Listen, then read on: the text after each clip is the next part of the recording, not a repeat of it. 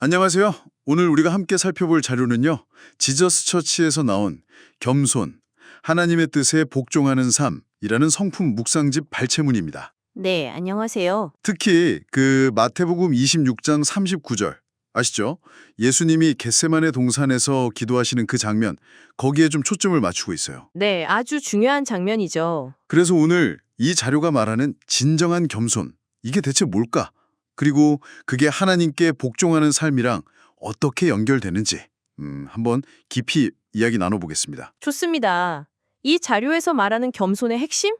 그게 바로 예수님의 기도에 딱 담겨 있다고 봐요. 아, 그 기도요. 내 아버지요 하는. 네, 만일 할만하시거든 이 잔을 내게서 지나가게 하옵소서. 여기까지는 인간적인 고뇌가 느껴지죠.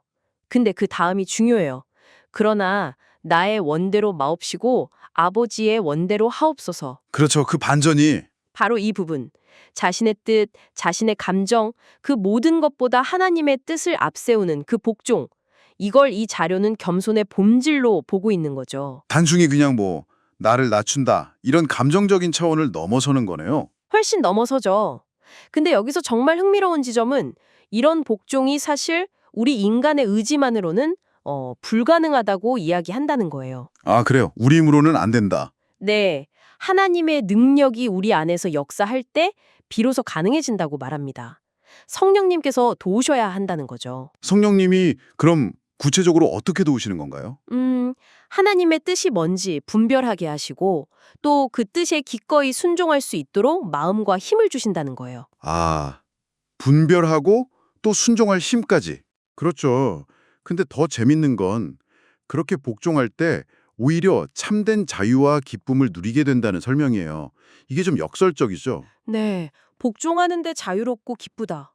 그게 좀 바로 와닿지는 않는데요. 보통 복종하면 뭔가 억압되고 내 뜻이 꺾는 거니까 힘들다고 생각하기 쉬운데. 그러게요. 보통 그렇게 생각하죠. 근데 이 자료는 다르게 봐요. 우리가 자기 뜻, 자기 고집, 뭐랄까, 그 자아에 묶여 있을 때가 많잖아요. 아, 그렇죠. 내 생각, 내 계획이 중요하니까. 네.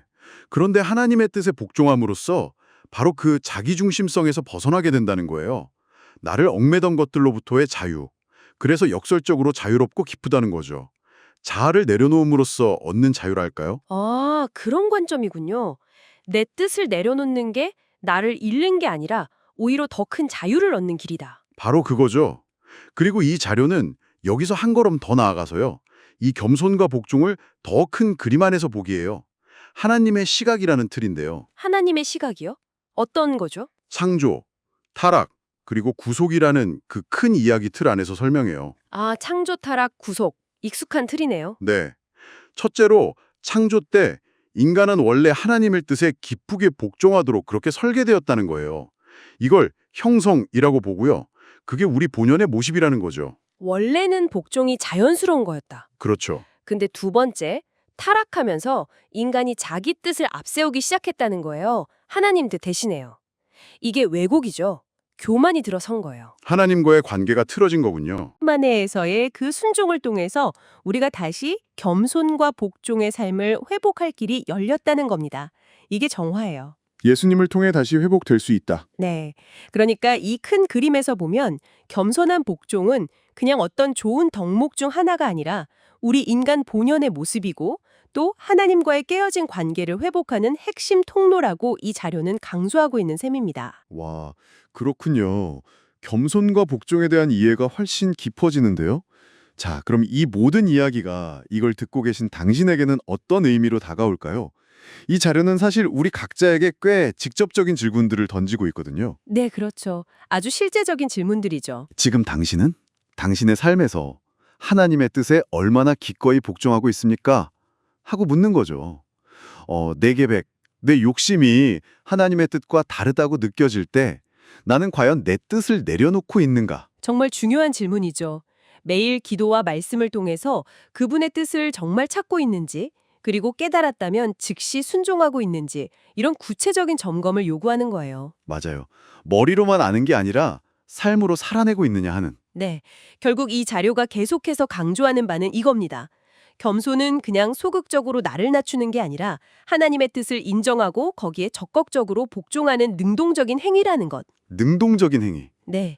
그리고 그게 내 힘만으로는 어렵고 꼭 하나님의 능력이 필요하고 또 그리스도를 통해서 이미 그 길이 우리에게 주어졌다는 것. 이걸 기억하라는 거죠. 그래서 당신의 삶에서 이 복종이 구체적으로 어떤 모습으로 나타나고 있나요? 이걸 계속 묻게 되는 겁니다. 정말 깊이 생각해 볼 지점인 것 같습니다. 마지막으로 제가 한 가지 더 던져보고 싶은 생각이 있는데요. 네, 어떤 거죠?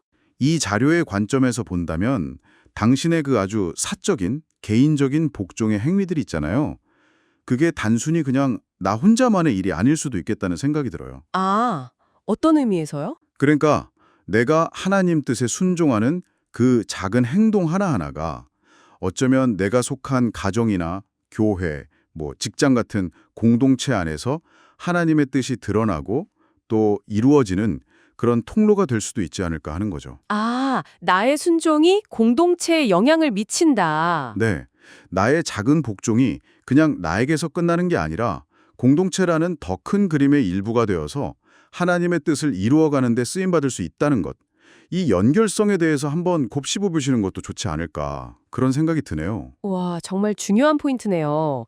개인적인 순종에 공동체적인 의미까지 생각해 볼 수 있군요.